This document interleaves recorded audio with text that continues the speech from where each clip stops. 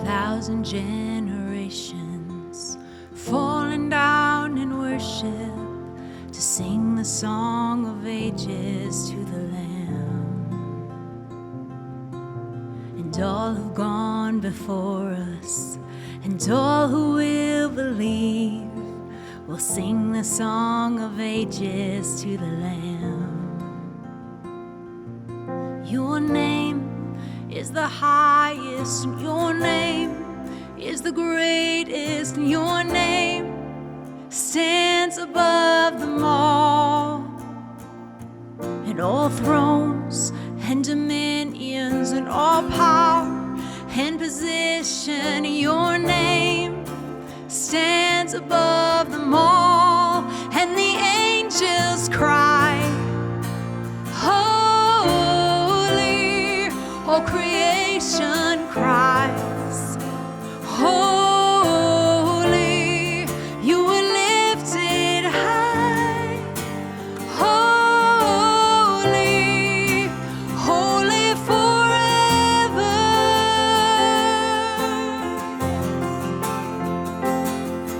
Your name is the highest, and your name, it's the greatest, and your name stands above them all, yes. And all thrones and dominions and all power and positions, your name stands above them all. Your name is the name that is highest, the name that is greatest, the name stands above them all. And all thrones and dominions, all thrones and dominions and all power and position, your name stands above them all. And the angels cry, yes, holy, all creation cries, holy, you are lifted high, holy, holy forever.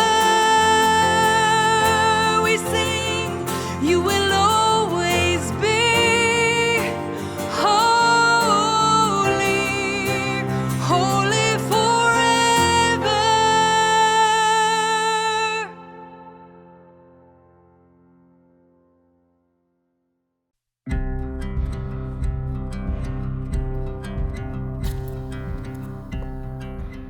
Greetings. My name is Joel. This week we're going to be reflecting on Matthew 7, 9 to 12. Which of you, if your son asks for bread, will give him a stone?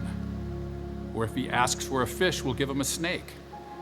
If you then, who are evil, know how to give good gifts to your children, how much more will your Father in heaven give good gifts to those who ask him? So in everything, do to others what you would have them do to you.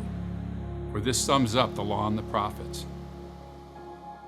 You know, it's easy to love the lovable, but how about the unlovable? Jesus raised the bar even higher in the parable of the Good Samaritan. Just the name of the parable of the Good Samaritan isn't really reflective of the reality back in Jesus' day. Samaritans weren't good. In fact, they were hated by the Jews.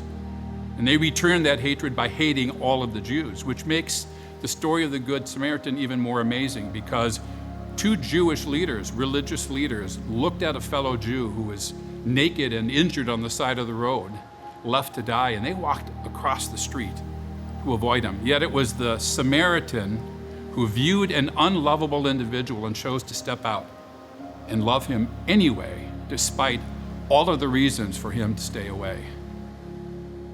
You know, Jesus' conviction went well beyond his words. He actually sought out the unlovable. He brought salvation to the Samaritan woman at the well, a woman who not only was a Samaritan, but was a woman who was so reviled by her own people that she came to the well when she thought she would be able to avoid all people. And yet Jesus was there and brought salvation. In fact, some say she was the first person that Jesus actually revealed his messiahship to. He healed the daughter of a Gentile woman based upon her faithful words.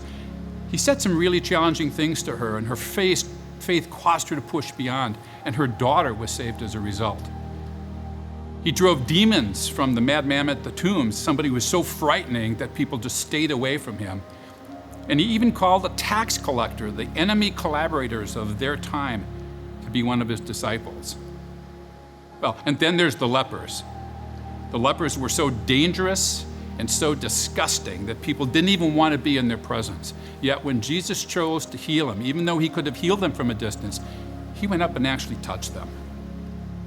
You know, it's worth remembering that according to the law, to God we're unlovable, but yet he chose to send his son to reconcile us anyway.